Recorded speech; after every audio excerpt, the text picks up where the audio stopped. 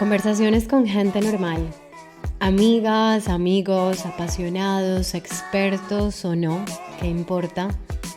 En el fondo todos tenemos algo para decir porque estamos llenos de preguntas, de historias, de obsesiones, de puntos de vista, de aprendizajes, de placeres que hacen que nuestra cotidianidad sea mucho más extraordinaria de lo que creemos. Este es un podcast para celebrar la creatividad, la inspiración, la curiosidad y, ¿por qué no?, la imperfección. Bienvenidas, bienvenidos. Yo soy Carolina Chabate y esto es Cosas que dan cuerda al mundo.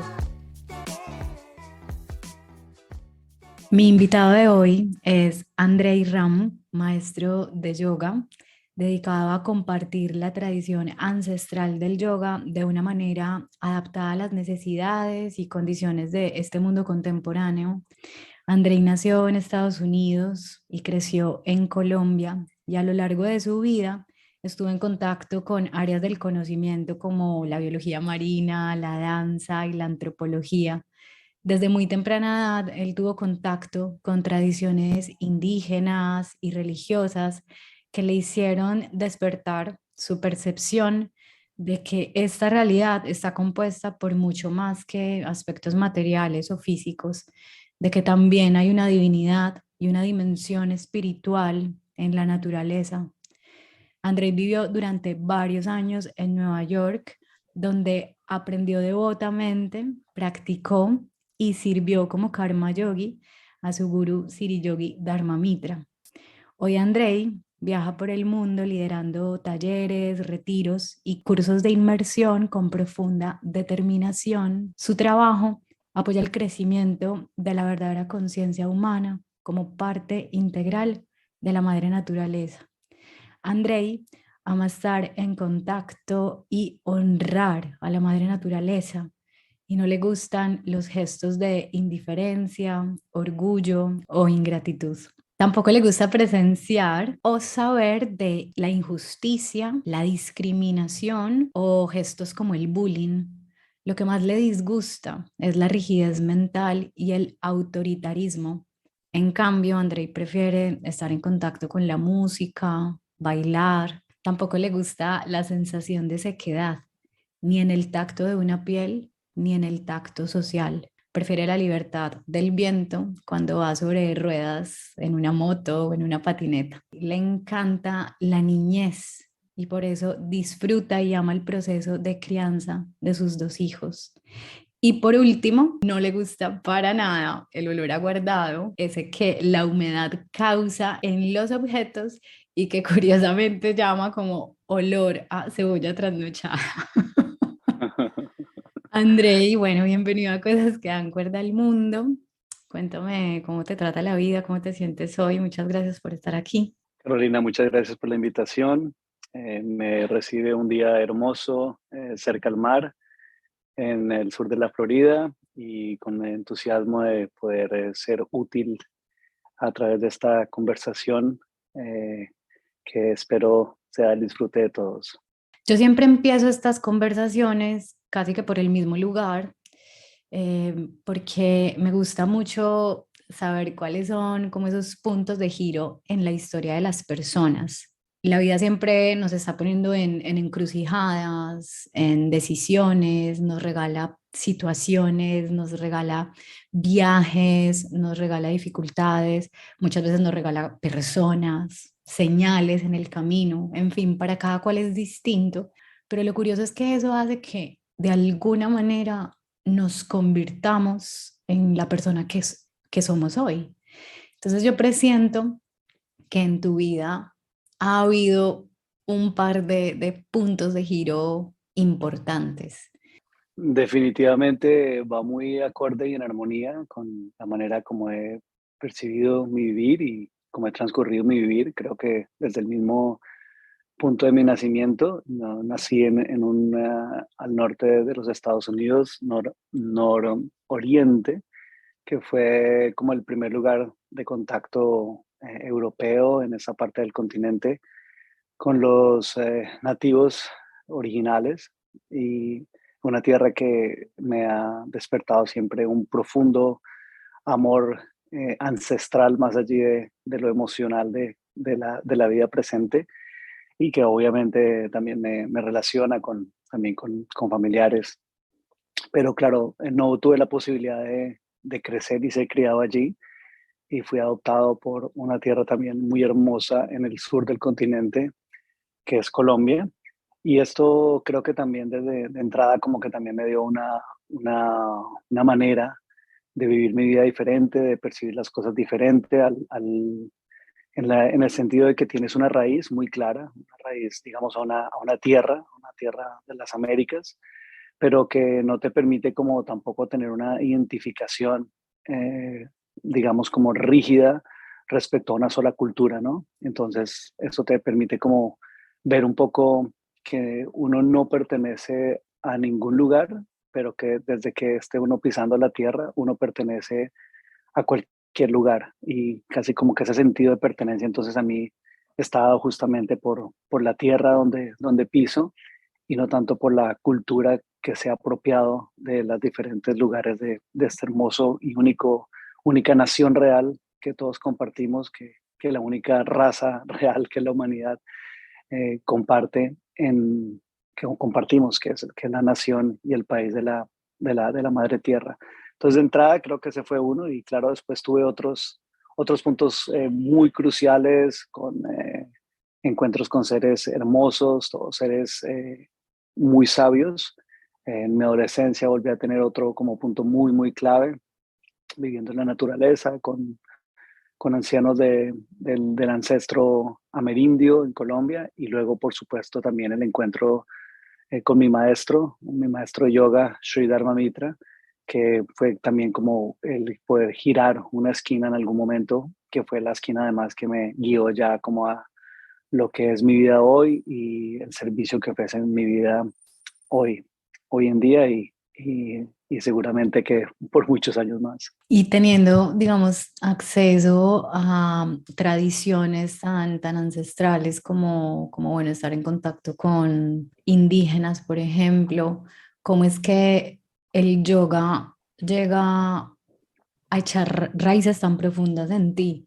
¿Qué fue lo que llegó, a dónde fue que llegaron esas raíces? Porque, por ejemplo, yo siempre pienso que el yoga a mí me entró por el cuerpo, pero yo realmente solo empecé a percibir como la realidad a través de este maravilloso filtro que es su filosofía, como mucho después de un tiempo, pero al principio a mí me cautivó, fue como desde el cuerpo e incluso intelectualizando de alguna manera lo que entraba por el cuerpo, ¿no? A mí no me servía tanto como, yo qué sé, el que me dijeran que visualizara cosas cuando estaba haciendo yoga, sino que cuando de alguna manera empecé como a metaforizar y a entender que cada postura, por ejemplo, tenía incluso su propio mito. A mí eso me empezó a cautivar, pero bueno, te lo comparto como para que recuerdes qué concretamente fue lo que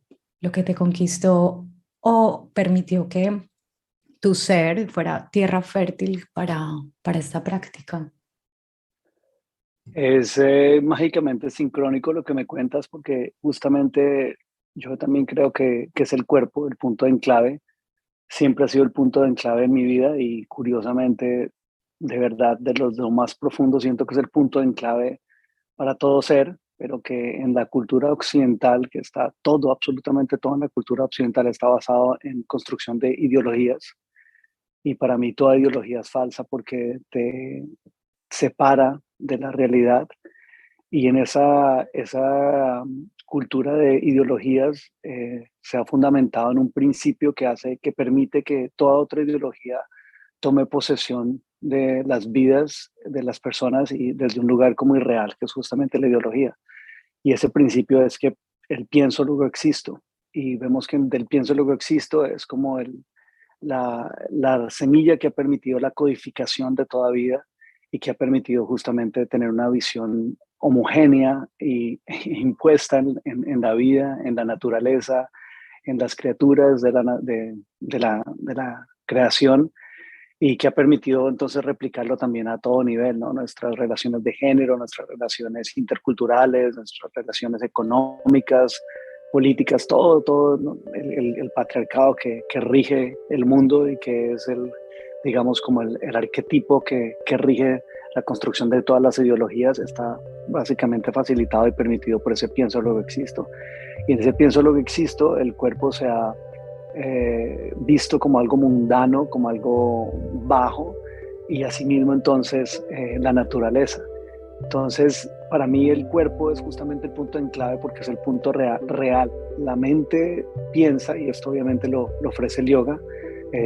Todo el yoga está basado en calmar la mente, y cuando la mente está calmada tiene su gran potencial, y ese potencial es conectarse con el don que tiene el humano, que no es el pensar, sino es la conciencia, el acceder a la conciencia, y entonces el poder vivir con conciencia, que ese es el don, digamos, que solo tenemos nosotros, el gran regalo que no tiene ningún otro reino viviente, ni el reino viviente, ni el mundo material, ni el mundo espiritual.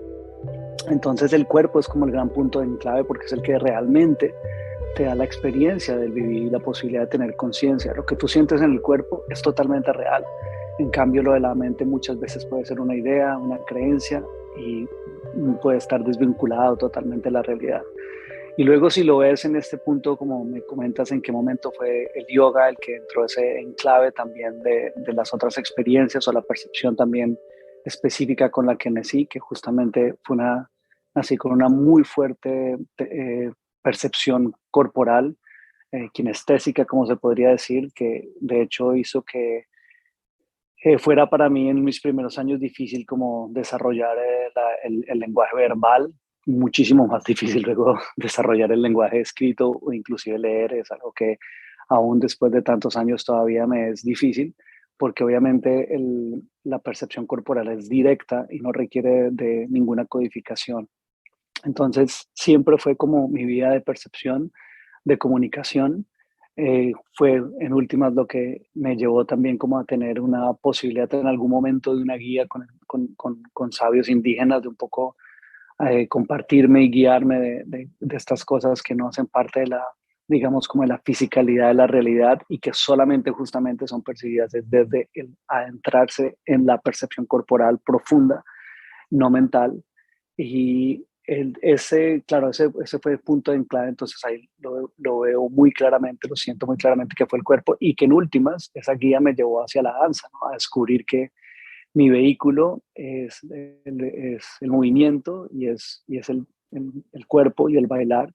Y justamente después esa gran experiencia que tuve, ese desenvolvimiento que tuve como 15 años de bailarín de danza contemporánea, me llevó a encontrar el yoga en mi camino. Tú dices que el cuerpo te hizo encontrar el yoga, o el yoga te entró por el cuerpo, y para mí fue como el cuerpo el que me hizo encontrar el yoga. En algún momento hizo que llegara a la parte también del yoga. Y cuando llegó a la parte del yoga fue fantástico para mí, y fue lo que en últimas me hizo como afinarme y mantenerme en este lugar, porque encontré en el yoga una posibilidad, primero, de justamente poder procesar este proceso paulatino, que desde tu descubrir de tu cuerpo te permite descubrir todo lo que subyace al cuerpo, que es mucho más profundo.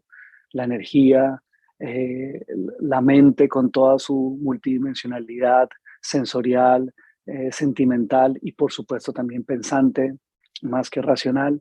Y también obviamente el cuerpo es el vehículo más directo también para poder adentrarse en lo más profundo que nos subyace, que es justamente la conciencia y la fuente de conciencia, que es el espíritu. Y aparte de eso, además, el yoga, creo que como ninguna otra tradición ancestral, le permite a uno un lenguaje que justamente le permite a uno hablar de una manera totalmente aterrizada y en la realidad, sin tener que tomar, digamos, como elementos esotéricos o ideológicos o religiosos o de creencia, que le permite a uno justamente hablar y comunicar de las cosas profundas que subyacen también a la dimensión física y a la misma dimensión corporal.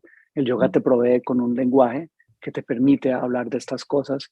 Y para mí fue, como te digo, ¿no? Muy parecido. El cuerpo me llevó ahí, pero luego lo que me hizo encontrar fue este lenguaje que nos permite hablar de todo lo intangible que subyace y sostiene a la realidad tangible.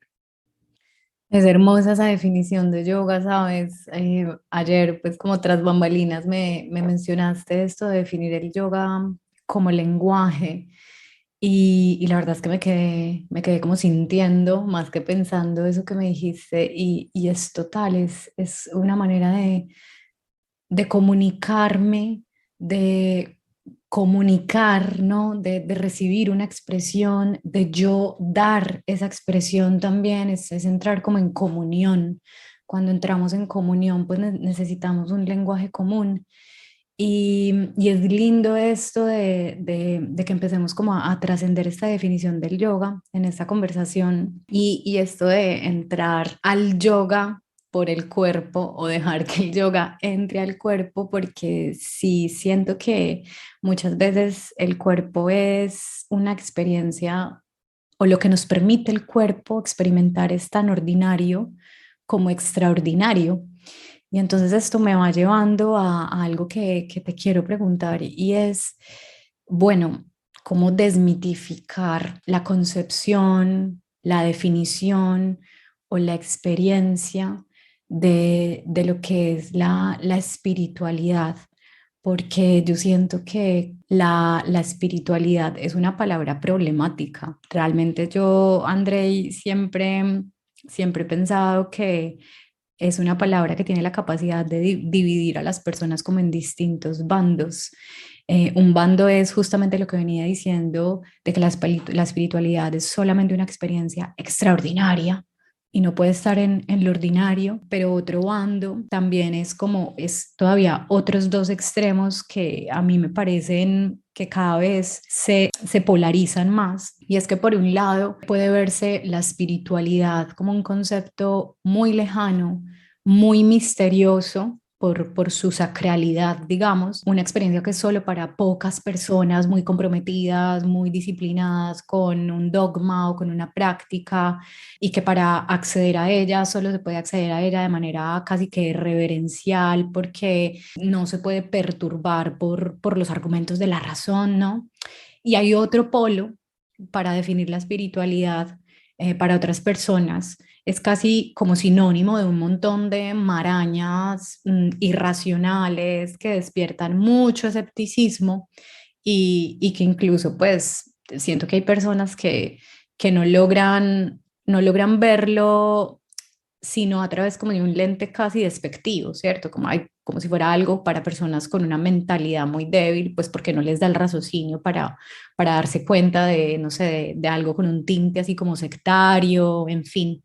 Pero bueno, por eso precisamente son tan llevadas a extremos las experiencias espirituales, son tan adoradas o tan ridiculizadas y yo siento que vale mucho la pena empezar a acercarnos de otra manera a esta definición, a esta dimensión, quiero decir, de la existencia, de la conciencia.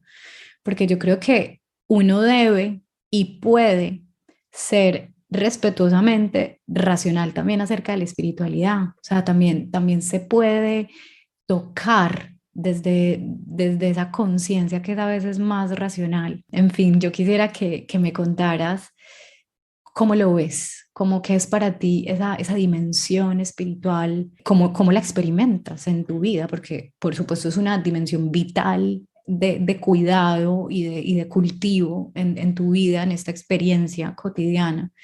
Y eso, cómo la compartes con aquellas personas que se acercan a tus espacios de enseñanza.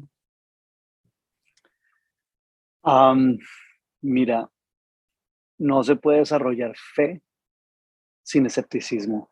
Y aquí tiro como esta bomba muy como amplia, porque obviamente siempre hemos pensado que la fe está relacionado con una creencia y realmente dentro de la tradición de la experiencia, y no quiero decir solamente la tradición oriental de donde proviene el yoga, sino realmente la tradición de la experiencia es justamente lo que anuda y unifica a todas las tradiciones ancestrales, de donde cualquier parte del mundo que tú lo veas, todas las tradiciones ancestrales están basadas en la experiencia, no están basadas en el analizar, no están basadas en el pensar, justamente no están basadas en el pienso lo que existo. Y justamente el gran fruto de la espiritualidad que en algún momento logra resurgir porque no puede ser gratuito, es justamente la fe, que es cuando ya se ha tenido el fruto de la espiritualidad, es la autorrealización, no la creencia. Entonces, la fe es el último fruto que ocurre luego de haber tenido la posibilidad de tener experiencias conscientes que en ese transcurrir logran ofrecer el fruto de la autorrealización. Y ese fruto de la autorrealización, cuando ya ha sido cultivado durante mucho tiempo, como que le ofrece a uno, le revela a uno, digámoslo, los principios y las leyes divinas que gobiernan la realidad. Y entonces cuando esas leyes divinas han sido reveladas, ya hay, digamos, como una física divina o una física más bien de la realidad, que sabes que si actúas de cierta manera en ciertas cosas, no hay nada que se interponga que va a lograr justamente que retoñen ciertas otras, digamos, consecuencias correspondientes. Hay una lógica, más Ujú. que una racionalidad, hay una lógica de la vida y de la realidad. Y eso justamente está gobernado por aquello que esencialmente gobierna la realidad y en el caso de nosotros, por lo que realmente somos, ¿no? En el yoga se habla, y aquí es donde de una manera muy nítida surge el yoga como un lenguaje increíble para poder hablar de estas cosas. En el yoga hay digamos, no quiero decir ni siquiera el concepto, sino la resonancia, porque el yoga está basado en una lengua ancestral que se llama el sánscrito, que no es una lengua semántica, no está basado en significado, sino justamente en la carga vibracional. Entonces la referencia al ser real es Atman, y en últimas, Atman es el espíritu. Todos somos esencialmente espíritu. Y aquí es donde, digamos, podemos empezar a ver justamente la espiritualidad versus a la religión. Hay muchas religiones, pero hay solo una espiritualidad, y esa espiritualidad es justamente cualquier camino que sea buscar tu esencia. Y en últimas, la esencia de uno es el espíritu. Por eso yo a veces prefiero no hablar de espiritualidad, sino hablar de la búsqueda del espíritu o de la regencia del espíritu. ¿Qué pasa cuando tu vida ya no está regida por tus ideas, sino está regida por tu espíritu? Que en últimas es de lo que se trata el yoga, el famosísimo, para los que conocen el yoga o lo han escuchado, Yogasthiti Vritti Nirodha. Es el proceso de calmar a la mente para dejar uno identificarse con las ideas, con las fluctuaciones de la mente y poder conectar con la esencia real del ser. Y entonces esa esencia real del ser es espíritu. Y creo que ahí todos nos podemos como asentar en un punto de partida. Hablo nuevamente del escepticismo porque justamente las personas, digamos, que tienen una tendencia un poco más a, casi que no al analizar, sino al experimentar, que es la esencia de la ciencia. Lo que pasa es que hay que recordar que la ciencia todavía está funcionando con un sistema, con un método científico tremendamente arcaico, con toda nuestra evolución, y todavía seguimos siguiendo un método científico arcaico, donde en algún, está sentado en la experiencia, en el experimentar, pero en algún momento pasa por la hipótesis, y esa hipótesis es como ya poner una intención de qué es lo que quiere uno encontrar. Y esto entonces no le permite a uno encontrar lo que uno ni siquiera se imagina encontrar, que es en últimas lo que puede expandir la realización y de la realidad, de seguir comprendiendo la realidad del universo, de lo que sea que se esté investigando. Para comenzar, la espiritualidad de Oriente como lenguaje tiene dos vertientes, una que es la vertiente personalista y otra la no personalista. Y de la vertiente personalista surgen una cantidad de religiones, de creencias, porque pues obviamente se trata de conceptualizar la divinidad. A Dios se le pone un nombre, y pues obviamente en Oriente se le ponen muchos nombres. Y luego está la otra vertiente, que es la vertiente como digamos más purista, que es de la cual obviamente yo recibí el linaje, que es la vertiente no personalista, que parte de decir, si todos somos criaturas del creador, nosotros no, o sea, conceptualizar sería como humanizar o poner en nuestros términos al creador cuando es algo mucho más grande que nosotros. Entonces, no se trata de conceptualizar, no se trata de definir, sino se trata de experimentar. Es como una perspectiva muy científica, y de hecho es una perspectiva científica porque está basada en la búsqueda de experimentar esa fuente suprema, que ni siquiera en esta vertiente se le dice Dios, porque ya sería conceptualizarlo, sino se dice la fuente suprema, ¿no? Que igual después no pelea, digamos, como con todas las, digamos, tradiciones o herencias religiosas que pueda tener un practicante, porque si estás buscando la fuente suprema y llegas a ella, pues eso obviamente va a ser totalmente coherente y armónico con lo que sea tu tradición, con lo que sea que sean las características de un Dios que se llama Jesucristo, de un Dios que se llama Jehová, de un Dios que se llama Alá, de un Dios que se llama Shiva, Shakti.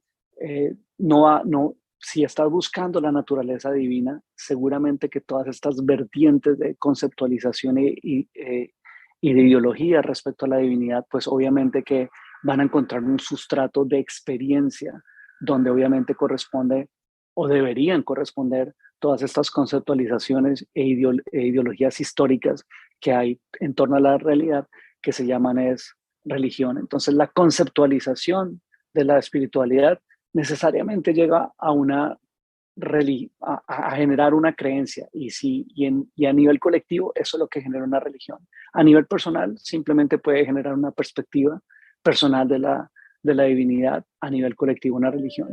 Pero la espiritualidad pura en sí está basada en la experiencia, en tratar de ahondarte a qué es lo más esencial de lo esencial de lo esencial de tu ser. Y cuando logras percibir aquello, pues obviamente aquello está entonces en conexión o está en resonancia con aquello de donde viene aquello, que es lo que se le llama la fuente suprema. Es como dos vertientes: o tratas de saber todo sobre el mundo hacia afuera, que sería imposible porque la mente nunca va a lograr eso, nosotros no vamos a nunca poder saber todo, pero sí podemos percibir y experimentar todo. Y el principio, como lo hace la espiritualidad, y vuelvo y digo, no es solamente la espiritualidad de Oriente, sino la espiritualidad ancestral, es decir, yo no puedo saber todo, pero yo sí puedo percibirlo. ¿Cómo? Si logro percibir aquello que es mi esencia, que está en unificación y que comparte toda otra criatura, entonces voy a poder percibir la esencia de la fuente suprema que me generó a mí y generó a toda criatura y generó a toda la creación. Es como, en lugar de mirar hacia afuera, mirar hacia adentro. En lugar de tratar de entender lo macro, poder adentrarse en lo más micro de lo micro, y desde lo más micro de lo micro poder entonces percibir lo macro.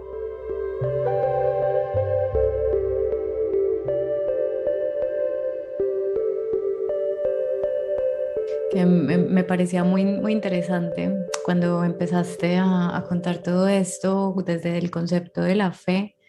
Me acordé de alguna amiga de tradición judía en su familia, que una vez me dijo algo muy interesante acerca del judaísmo, y es que ella me decía: a mí toda la vida me han enseñado, o sea, a mí no me han enseñado una fe ciega necesariamente, porque a mí toda la vida desde que era adolescente me han enseñado a dudar, o sea, como a estudiar, a hacer preguntas. Y yo no sabía eso, por ejemplo, del judaísmo, pero bueno, evidentemente esto como tú decías, pues va decantándose hacia, pues, hacia un montón como de callejones sin salida de alguna manera, para las que ya otros te dieron respuesta, ¿no? Esa vertiente un poco personalista que tú decías, ya hay otros que dieron respuesta a esto. No te corresponde a ti como desarrollar tu propio método, porque esa era la sensación que me daba cuando hablabas de la autorrealización, que es casi como construirse un propio método para navegar esta existencia. ¿O cómo definirías esto de buscar la autorrealización?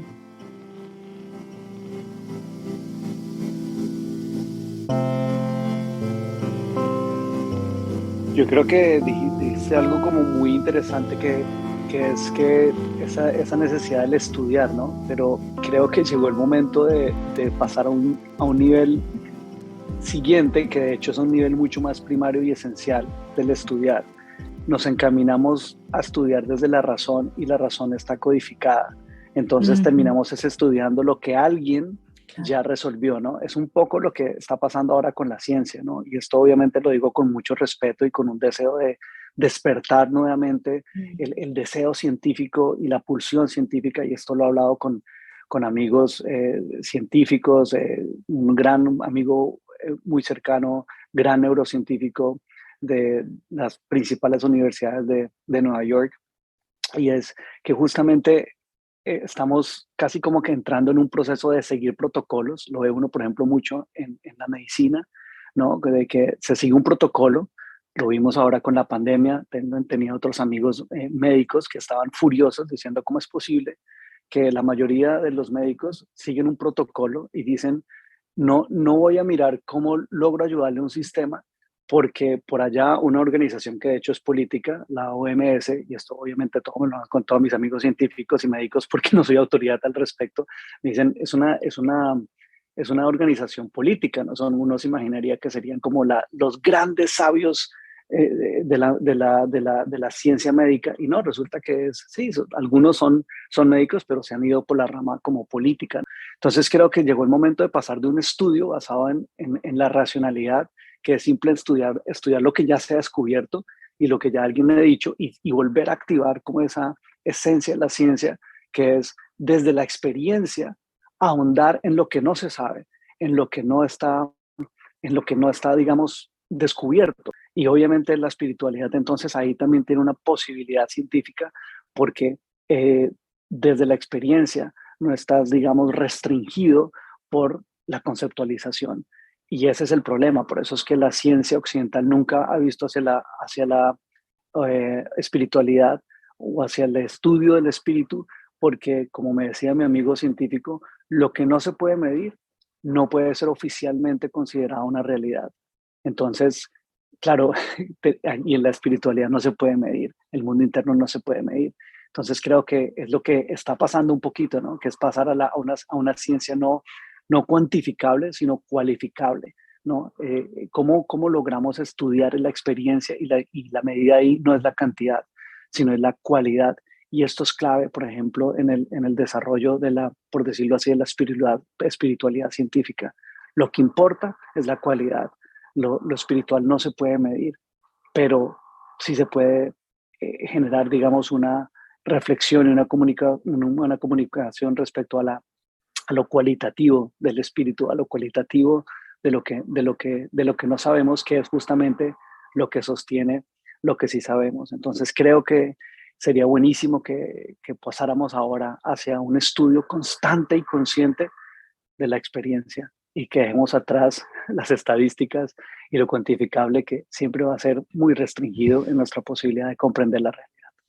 Sí, dejar también atrás como el afán de perfeccionamiento, ¿no? Porque finalmente las grandes empresas y objetivos que se propone la mente humana, esa mente tan racional, siempre, como decís, va por lo más, por algo más perfecto. Y justamente en ese punto, creo que despertar a la dimensión espiritual, al autoconocimiento, a la autoexploración, también tiene un punto en el que puede como de alguna manera tergiversarse o prostituirse o como entrar en una paradoja, esa paradoja de creer que yo despierto a una conciencia más espiritual de mí misma desde un lugar en el que me voy como a perfeccionar,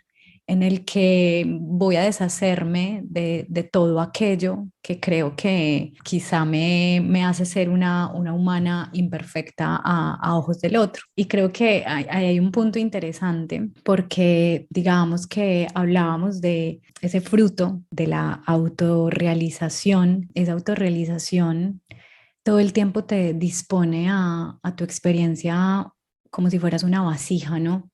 sea, todo el tiempo creo que hay que abrirse todo el tiempo a recibir y a seguir descubriendo. Y yo creo que al final eso es vivir más allá del ego, que justamente son conceptos a los que nos vamos enfrentando y vamos conociendo, bueno, cuando nos disponemos a estudiarnos desde otro lugar, a estudiar nuestra conciencia desde otro lugar. Entonces, digamos que ese elemento esencial de que seamos capaces de mirar más allá del ego, nos pone de frente con un compromiso con la vida que va mucho más allá del propio cuerpo, que va mucho más allá de la autoimportancia, que va mucho más allá de nuestros propios intereses, mucho más allá de esa lucha constante por la propia estima, va mucho más allá de obsesionarnos, por esculpirnos justamente como un ser humano perfecto. Y al final creo que es lo que nos lleva como a mirar la vida. Yo creo que como si fuéramos un extranjero en nuestra propia vida, ¿no? Como es posible mirar con ojos científicos esta experiencia espiritual. Y es que no hay una sola manera de verlo, es decir, es una manera de experimentar la vida con ojos de niño, con ojos de extraterrestre, en donde todo el tiempo te vas a adentrar en la constante novedad y sobre todo en el constante asombro, porque yo creo que si algo prima en esa mirada a la que nos estás invitando, si algo prima es ante todo la curiosidad. Y creo que en lugar de buscar como el perfeccionamiento del sí mismo, es mantenernos en constante apertura de la curiosidad por esta vida, ¿no? Sí, por eso yo en ese sentido soy mucho más radical y casi que más que curiosidad, por supuesto hay curiosidad, pero digo escepticismo, porque estamos tan dominados por creencias falsas y hoy en día la gran creencia es la creencia científica limitada, ¿no? O sea, antes era el Vaticano, pero hoy en Mm, día tenemos como la OMS y lo que crea es hoy la ciencia es una creencia y ya mm, que la ciencia siempre le dio súper duro como a la religión porque estaba basada en creencia y no se dio cuenta que en esa hiperconceptualización se ha vuelto es la gran creencia dominante que, digamos, subyace a cualquier otra creencia, ¿no? Entonces, claro, la espiritualidad tiene la posibilidad de ser vista científicamente, pero para ello hay que erradicar la hipótesis del método científico, porque si desde por sí, y yo que obviamente estuve en biología marina, me acuerdo mucho cuando uno iba a presentar los informes de los experimentos, lo más difícil era encontrar un modelo estadístico en mm, el cual tus resultados encajaran con la hipótesis y ahí lo lograbas. Entonces, eso es absurdo, ¿no? Es una manipulación de la realidad ujú. a punta de manipular estadísticamente los números. ¿Y para qué? Para encontrar lo que queremos encontrar. Y ahí está el ego. Toda intención, por más buena intención que sea, Mm. es un movimiento, es una intención más que del ego, egoísta. Y aquí es donde surge nuevamente el yoga increíble como un lenguaje para poder como aclarar todo esto, ¿no? El ego en sí es simplemente como el andamiaje de tu percepción Ujú, personal, ¿no? El andamiaje de tu percepción además mental personal. Ese es el ego. Y de hecho el ego, visto dentro del sistema de práctica hacia el espíritu, por no decir espiritualidad, no, en el yoga no tiene nada de malo. Es neutral. El ego es neutral. El problema es cuando el ego, cuando ese andamiaje de percepción pensante de la realidad personal empieza a dominar a la vida. Y entonces eso ahí ya se llama egoísmo. Y entonces ahí ya limita y solamente le interesan las cosas para sí mismo, solamente ve su pequeña realidad y exacto. todo lo hace en pro de su pequeña realidad y no ve más allá. Y entonces, claro, de ahí entonces vemos como casi como que en este nivel de ciencia, la ciencia debe ser ego neutral, no debe ser egoísmo, un poco así, ¿no? No tratar de controlar a la realidad, sino aprender de la realidad, que es lo que nos ha pasado, ¿no? Tratamos de producir de nuestra realidad, de nuestra naturaleza, al punto que la estamos destruyendo, en lugar de aprender de ella para ver cómo ayudamos a tener responsabilidad de cuidar y mantener su flujo, que esa sí que es perfecta. La única perfección es la perfección de la naturaleza. ¿Y por qué? Porque es diversa. Mm. Nuestra gran capacidad es la diversidad, no la uniformidad, porque no está estandarizada, porque no está limitada a patrones cuadriculados, cartesianos, un pensar cartesiano que es la racionalidad, obviamente que restringe la posibilidad de percibir, de aprender y de perpetuar esta increíble realidad que es la naturaleza, la realidad en la que vivimos. Y justamente ahí es donde se implanta el virus de la ideología del perfeccionismo y de la imposición del perfeccionismo. Entonces trata todos nuestros sistemas de educación, toda nuestra moral está basada en esa búsqueda de la perfección, cuando la perfección no es humana. Mm, Y menos mal, porque si la perfección fuera humana, nuestros errores serían eternos. Pero lo que sí es, pero lo que sí es humano es la magia. mm, Y eso es lo que ha perdido el humano y por eso es que tenemos tantas enfermedades que no son mentales, que son enfermedades del espíritu. Vuelvo y digo, no enfermedades espirituales, sino enfermedades del espíritu, depresiones, etcétera, porque hemos perdido nuestra capacidad más natural, que es la capacidad que heredamos por ser parte también de la naturaleza, que es la posibilidad de la magia. Tú contemplas la naturaleza y ves magia en todas partes, ves magia en el retoñar, ves magia en los ciclos, ves magia en el increíble balance biológico que mantienen los animales, que solamente nuestra mente egoísta, más que del ego, es la que irrumpe y destruye ese increíble ciclo biológico que mantienen, por ejemplo, el reino animal, esa magia que vemos en cada ápice de hierba o en cada hoja caerse de un árbol, en los ciclos. Entonces, lo que sí es de la vida es la magia, no la perfección. A un árbol no le importa ser perfecto y no le importa, por ende, parecerse o ser igual al otro o ser más alto que el otro, porque todo eso es totalmente irreal, no es parte, no es, eso sí es extraterrestre, no es parte de nuestra naturaleza de aquí. La naturaleza de la Tierra es tremendamente mágica, somos el único planeta azul lleno de vida, fluorescente de vida en esta galaxia y nos gastamos 60 billones, solamente la NASA, sin contar eh, los otros agencias aeroespaciales, en buscar vida por fuera de la Tierra y tras de todo ni siquiera buscan vida extraterrestre, buscan humanos, como si en otras galaxias seguramente otras formas de vida se alimentaran de agua o tuvieran la misma tabla periódica que nosotros. Es absurdo, se gastan todo ese dinero buscando humanos fuera de acá, o terrícolas fuera de acá, cuando realmente con ese dinero podríamos preservar aquí la Tierra, sí. podríamos acabar con la hambruna. Entonces vemos afuera en lugar de ver la maravillosa eh, naturaleza que tenemos acá. ¿Por qué? Porque nos rigen todo este cartesianismo que nos obliga, nos oprime y abusa de nosotros buscando algo que no es posible, y más que no es posible, que es inútil, que es la perfección. Y eso nos roba nuestra posibilidad de vivir con magia, de observar la magia y de hacer florecer de nuestro ser la magia, porque cuando nos conectamos al espíritu tenemos posibilidad de generar magia. Y ahí, por dejarte un poco como todo lo que los capítulos, digamos, como increíbles y difíciles de explicar de todos estos seres que han caminado el yoga, de esto que parecen milagros, pero no son Mm. milagros. Han descubierto las leyes que subyacen a esta realidad y cuando se mueven con estas leyes, tú tienes la posibilidad no de hacer milagros, sino de regenerar la magia que tenemos en nuestras manos la humanidad por tener el don y el regalo divino de la conciencia. Estar en contacto con una fuerza divina que de repente, cuando estamos muy presentes también a esa magia, pues esa fuerza divina parece como estar a nuestro alcance.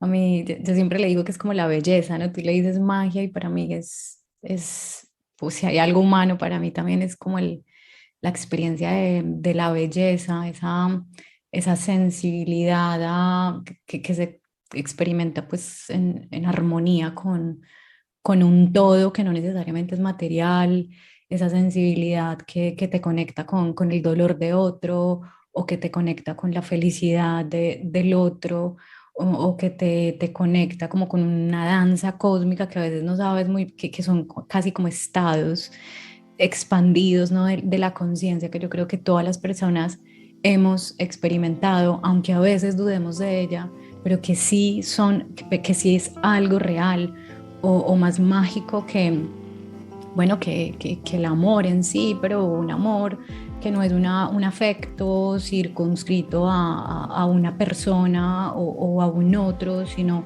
entendido por como una pulsión de cuidar, de preservar, de proteger este entorno y es para que siga justamente como conmoviéndonos.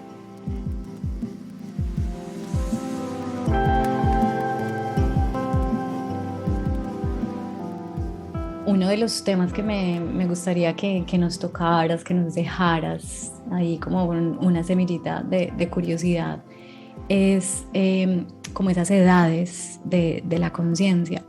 Yo alguna vez me enamoré de esta teoría Gaia que dice que la Tierra es un ser vivo en sí mismo y pues nosotros somos parte de ese ser vivo y que el universo pues es también parte de ese ser vivo y por eso justamente se dice que está en expansión. Entonces te escuchaba hablar sobre los yugas, ¿no? Que son como unas edades de la conciencia, como si justamente ese universo que se está expandiendo fuera atravesando como edades y edades que incluso ya hemos dejado atrás, en la que vivieron otros seres en otras épocas y nosotros también estamos aquí, es en esto que estamos viviendo tú y yo, pues también estamos en medio como de otra edad de la conciencia. No sé si lo entiendo bien, pero me gustaría que me contaras al respecto. Ujú. Es muy hermoso como encontrarles toda esa cantidad de sincronías entre tu camino y el mío. Nombras Gaia y obviamente para mí se me ponen los pelos de punta porque pues no es una teoría, es una realización además una realización, vuelvo y digo, no es que no solamente el yoga, no solamente la cultura indígena, no, siempre que voy a Europa les digo, dejemos de ver lo histórico que está lleno de negatividad y empecemos a ver lo ancestral, dejemos de pensar en los Hitlers y en los Mussolines y en los Francos y empecemos a ver lo ancestral, ¿no? Por ejemplo, Europa también está plagada de una ancestralidad increíble. Gaia es una palabra griega que justamente los griegos lo tenían muy claro, no es, no es una teoría, es una realidad. El planeta es un organismo vivo y tiene su alma, ¿no? Y esto, la ancestralidad europea en Grecia lo tenía totalmente claro. Entonces, claro, y ahí justamente algo que también decías, la belleza. La perfección no es humana, pero la belleza, por supuesto que es humana. Siempre cuando yo, por ejemplo, estoy instruyendo el asana, las posturas, que hay como toda esta ideología anatómica y biomecánica y supuestamente la postura correcta. Asana no quiere decir postura correcta, quiere decir postura en armonía, postura armónica, postura en balance y por ende postura cómoda. Y entonces siempre les digo, no busques hacer la postura correcta, eso no existe. Busca hacer una postura que sea estable en su base y que sea bella. Y simplemente Sí, en el momento en el que dices, haz una postura bella, todo el mundo, si se quiere, inclusive el alineamiento es más que correcto, porque no se total. trata de que sea correcto, sino que está en armonía. Sí. Entonces, el camino de la belleza, por supuesto que es un camino real y un camino natural y un camino, ese sí, humano. Y vuelvo y digo, ¿no? Ahí tiene que ver también con la diversidad, que es otro de los dones increíbles. La diversidad es lo que nos permite ir adelante y no la homogeneidad. Todos estos problemas que pasan con el racismo, con las polarizaciones políticas, están destruyendo nuestro ser, nuestra realidad y nuestro gran don, que es justamente el don de la diversidad. Y ahí entonces tú decías cómo esa belleza también nos vuelve, nos conmueve. Y ahí hay otro punto, ¿no? Que cómo puede haber un desarrollo y una expansión de la conciencia si no percibes, si no abres tu percepción. Y lo que abre la percepción no es el poder. Lo que abre la percepción es justamente la sensibilidad, la vulnerabilidad. Se ha peyorizado, igual que el cuerpo se ha peyorizado y la naturaleza se ha peyorizado la vulnerabilidad. No puede haber una expansión de conciencia si nosotros restringimos nuestra vulnerabilidad. La vulnerabilidad es el primer paso para poder expandir la conciencia. para poder sentir más allá de tu piel, para poder, y no hay una expansión de conciencia en términos de estos increíbles que nosotros vemos en la tradición, por ejemplo, como del yoga, si no se libera la vulnerabilidad. La vulnerabilidad es la semilla de la expansión de la conciencia. Y esto de la conciencia nos lleva justamente a lo que estás planteando de las edades de la conciencia, porque esto no es una historia de la Tierra, esto no es una historia de la biología, y por supuesto, esto no es una historia de la humanidad. Nosotros fuimos los últimos en llegar a este increíble planeta y seguramente que gracias a la irresponsabilidad que hemos tenido con nuestro egoísmo de conocimiento y en esta última etapa religioso-científico, que vuelvo y digo, no es la esencia de la ciencia, y esto vuelvo y digo, no es una crítica, sino es una llamada de atención a los científicos, a la ciencia, para que vuelva a despertar su esencia, que es la esencia de estudiar de la experiencia y de liberarse de la hipótesis para descubrir lo que ni siquiera se imaginó descubrir.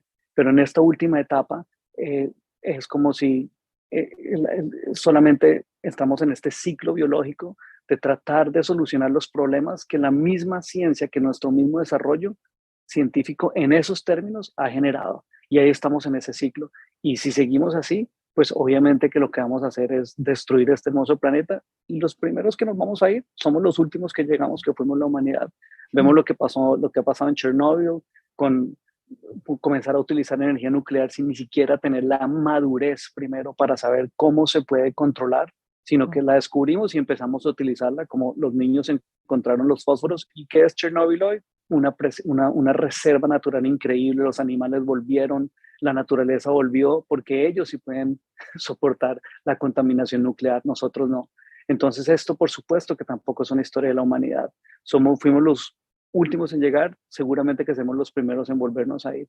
Esto es una historia de la conciencia, y en la medida en que la conciencia va desarrollando y creciendo, va generando diferentes formas, criaturas, formas de existencia, y por eso es que lo vemos en un transcurrir larguísimo de cientos de millones de años, las primeras formas minerales, luego las primeras formas vegetales, luego las primeras formas animales, etcétera, etcétera, formas que ya desaparecieron hasta que llegamos nosotros, y igual nosotros también estamos en esta historia y en esta corriente de la conciencia, y eso tiene sus ciclos.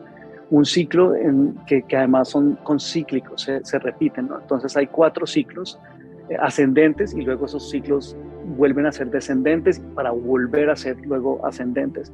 El primer ciclo es cuando la conciencia no puede ver más allá de lo tangible materialmente. Se llama Kali Yuga. El segundo ciclo es Dwapara Yuga, que es cuando la conciencia puede ver también lo que es intangible del mundo físico. Dwapara Yuga, que es en el que estamos hoy en día y que entramos más o menos en los 1900, más o menos. Luego hay un tercer ciclo que es el Tetra Yuga, que es donde la conciencia no solamente ya tiene posibilidad de percibir lo intangible, sino que además empieza a percibir la relación con su fuente. Entonces, ¿cuál es la relación de la fuente que genera cada una de estas formas de realidad tangibles e intangibles? Y luego el último es el Satya Yuga, donde la conciencia ya puede percibir en los términos, digamos, de la misma fuente, ¿no? En los términos divinos. Es como el ciclo más absoluto. Cada estos ciclos ascendente y descendente, más o menos solamente como por tener que tengan más o menos como una relación, porque obviamente hay unos temporalidades de transición, son como 12.000 descendentes y 12.000 ascendentes, de 24.000 a 26.000 años dura todo el ciclo, muy en correspondencia con la percepción temporal que tenían culturas como por ejemplo los mayas. Y claro, nosotros nos rige un calendario solar que ha sido dado a la brava. No es un calendario natural, el calendario natural es el calendario lunar, son 13 meses, y son 13 meses donde este es 365 y un tercio, ese un tercio dura 26.000 años en poderse afinar. Entonces justamente ese gran ciclo es el que da como las conciencias ascendentes y descendentes. Algunas visiones del yoga justamente personalistas piensan que todavía estamos, o ellos hacen el cálculo que todavía estamos en Kali Yuga, porque lo hacen desde un lugar moralista, ¿no? Todavía la conciencia está oscura. Aquí dentro del yoga, más como científico, se hacen unos términos, es una percepción muy diferente y no es moralista, simplemente no podríamos estar, si estuviéramos todavía en Kali Yuga, no podríamos tener comunicaciones electromagnéticas, de campos electromagnéticos, realización de la energía nuclear,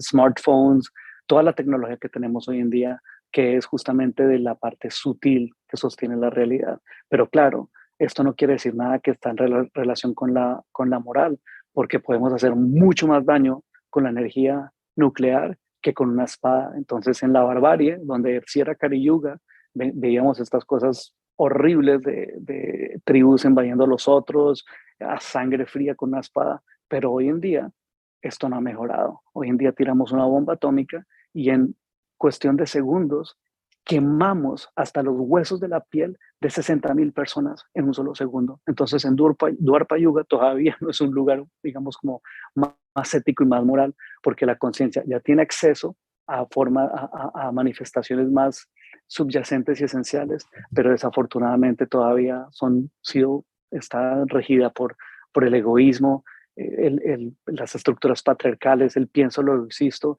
y todo lo que sigue tratando de controlar y producir y por ende terminas destruyendo a nuestro hermoso Gaia, a nuestro hermoso planeta Tierra, a nuestro hermoso hogar y a nuestra propia naturaleza, porque todo ello destruye a la humanidad, Mm. la enferma de depresión y de falta de sentido de la vida, que en últimas Mm.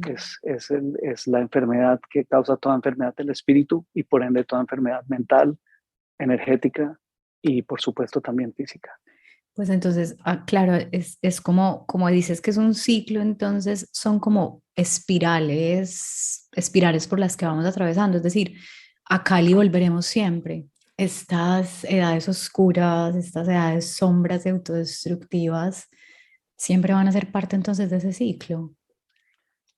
Es un Fibonacci, es un Mm. Fibonacci, por supuesto. Entonces, claro, y entonces se supone que también hay ciclos dentro de ciclos, entonces hay un Mm. ciclo más grande que son estos ascendente y descendente dentro de un gran ascendente y lo contrario, ¿no? Pero pues obviamente parece que cada vez va siendo un poco más hacia lo sutil, ¿no? O sea, un poco más evolucionado inclusive el ciclo ascendente y descendente. Y esto es muy interesante porque ¿sabes? Hay como la cultura egipcia y todavía lo que nos preguntamos de cómo hicieron para construir y siempre entonces en el ego, siempre entonces le ponemos, siempre culpamos al otro, ¿no? Entonces siempre o le damos, o le damos el crédito a otro, ¿no? Entonces, fueron los extraterrestres. No, no, no, no, Total, no. total. Teníamos una conciencia diferente. ¿Por qué? Porque ellos estaban en el ciclo pasado de 26,000 años más atrás y Mm. entonces ellos tenían acceso a una conciencia que les permitía mover una roca sin necesidad de traer un crane, una grúa que funciona por diésel, ¿no? Sí. Entonces, eso es muy interesante porque nos hace ver por qué las culturas muy, muy ancestrales lograron cosas que para nosotros todavía es imposible como comprender y es porque tenían acceso a una conciencia diferente y hay otras maneras de mover grandes rocas, grandes pesos, hay otras maneras de generar energía sin necesidad de destruir el medio ambiente o de generar herramientas, digamos, como artificiales. Pero pues Es súper obviamente ahí curioso. se los dejo a su escepticismo. Es súper, súper, súper curioso lo que estás diciendo, sí, pues siempre como todas estas dinastías que por ahí se van descubriendo como sus restos arqueológicos, o en Stonehenge, por ejemplo, o en la misma Colombia, ahí se me va el nombre, Chiribiquete, Ok. como es Chiribiquete. Los Mm. mismos Kogis han construido diques y los caminos de piedra con unas piedras inmensas, ¿no? Inmensa, Y, sí, y y diques y la entonces... bahía, lo que se llama la piscinita, esto fue construido por ellos y tú cuando buceas ahí ves que son unas rocas, lajas inmensas, you wonder Y how. siempre atribuyéndoselo pues, claro, a lo que se escapa a nuestra conciencia, entonces no, esto de extraterrestres, pero en cambio Como si no esta, fuéramos posibles para nosotros. No somos total. capaces. Eso es lo que quieren que pensemos siempre, que no somos capaces. Bueno, te quería hacer otra pequeña pregunta que tiene que ver con, bueno, justamente con esto que estamos hablando, ¿no?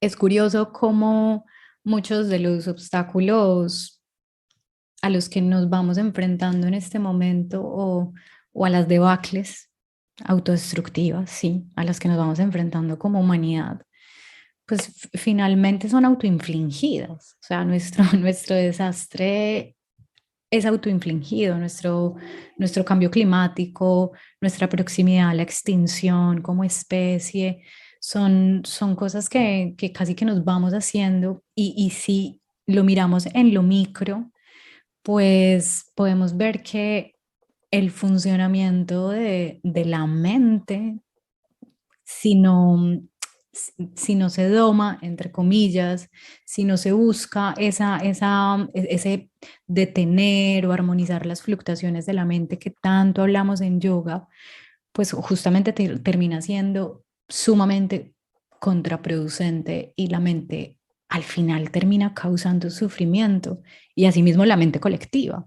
Entonces, digamos que muchas personas cuando empiezan a acercarse a estas corrientes filosóficas, como este sustento filosófico del yoga, a veces es como, bueno, pero entonces se condena la mente, ¿no? O sea, la mente que es capaz de grandes cosas, al fin y al cabo entonces es como si fuera una enemiga.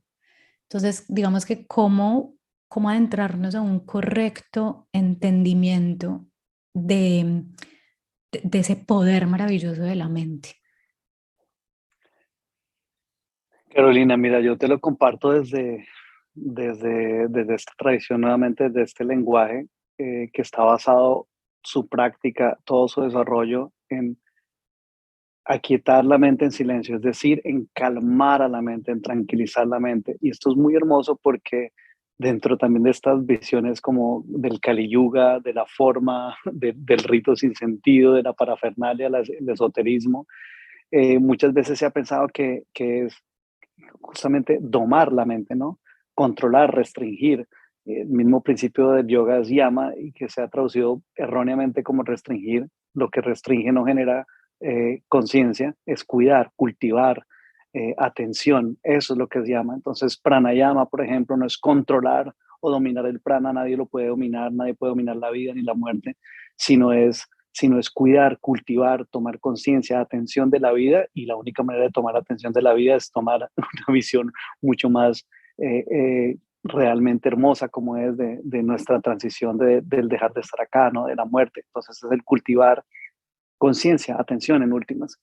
Entonces no es realmente domar la mente. Si tú tratas de domar la mente su naturaleza es activa.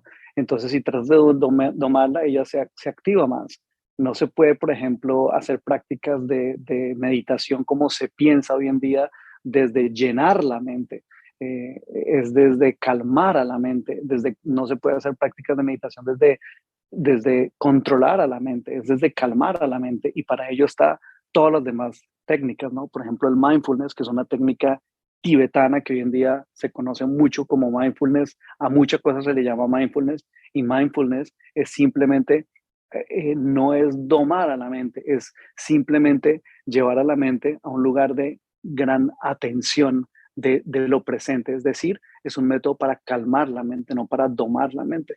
Entonces, todo realmente está basado en el calmar la mente. ¿Por qué? Porque cuando la mente está activa, pues obviamente genera pensamiento, y el pensamiento lo que hace es generar, digamos, una restricción o una restricción de la percepción, y por ende una separación respecto a nuestra naturaleza. Y eso en últimas es lo que va creando, digamos, como esas tendencias hacia lo que tú algo nombrabas o referías como sufrimiento, generar sufrimiento, autosufrimiento, autoflagelo en últimas, ¿no? Entonces lo que genera es que si la mente no está en calma, la mente activa obviamente genera impresiones, y esas impresiones lo que generan es una separación de la experiencia, y una separación entonces, o más bien una restricción de nuestra existencia, de nuestra naturaleza. En últimas, ¿para qué entonces se calma la mente? Cuando la mente está calmada es cuando desarrolla su gran capacidad. Y su gran capacidad, por supuesto que la racionalidad y el pensamiento son grandes, generan grandes capacidades y grandes frutos y resultados mentales, pero la gran capacidad de la mente es cuando está calmada. ¿Por qué? Porque puede percibir a la conciencia y el, el, la capacidad cognitiva viene desde la conciencia. La mente, cuando está calmada, entre más calmada está, más posibilidad tiene de percibir a la conciencia y entonces más posibilidad de desarrollar, más que conocimiento, sabiduría. Accede. ¿Sabiduría de qué? De la percepción de la realidad. Así que todo esto está basado en los diferentes métodos para calmar a la mente, para que la mente tenga acceso a esa conciencia y al tener acceso a esa conciencia, tiene acceso a la fuente de toda conciencia, que es la misma fuente de toda vida. Y eso es lo que se llama en el yoga Atman o espíritu. Y ese espíritu siempre está conectado con la fuente suprema, como se le decía de una manera hermosa en las tradiciones amerindias aquí del norte de las Américas, con el gran espíritu, con la fuente de toda sabiduría, de toda claridad, de todo bienestar, de toda plenitud. Mm, hermoso eso. Sí, yo creo que al final es ese perpetuo aprendizaje en el que estamos de observar, de presenciar, de que cada decisión y de que cada intención se haga también como desde esa presencia.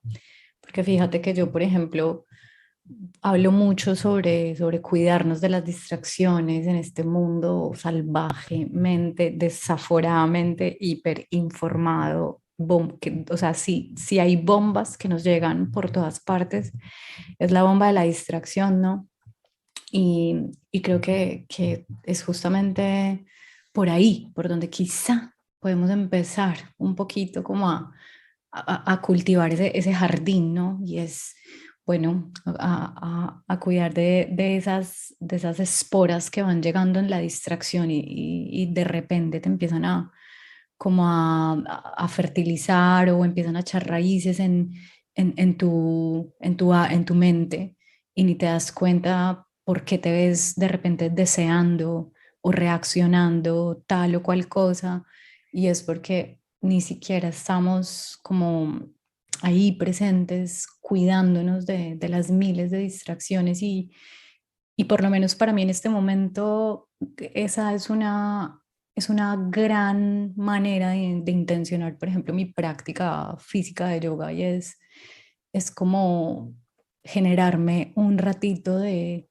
autocuidado de esas distracciones, ¿no? Ese cuidar, ese llama que tú decías y es como generarme ese espacio de autocuidado y casi siempre para mí tiene que ver con la marea de distracción que llega desde afuera. Mm, mm.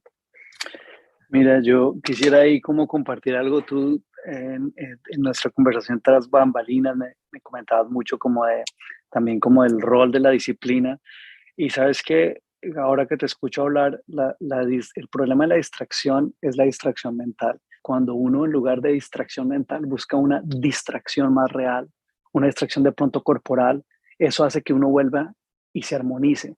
El problema es casi como si te dicen, no, no te distraigas, pero realmente lo que necesitamos es recreación, disfrute de lo que ya tenemos y eso genera conciencia de lo que ya tenemos. Entonces yo diría, hay que cambiar las distracciones. Cuando uno tiene una distracción mental, busca más bien una distracción corporal y es increíble ver cómo eso lo va como redirigiendo uno a esa conexión más bien, ¿no?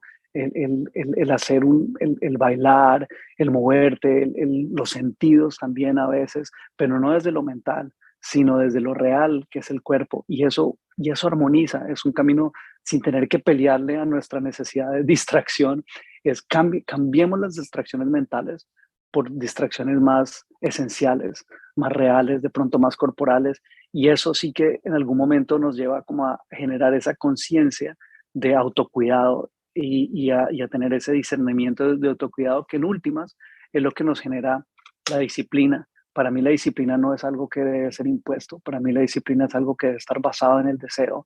Y sé que esto resuena para ti y para todos los practicantes, porque uno practica es por deseo, por un deseo de autocuidado, por una distracción que sí da algo que se mantiene con uno.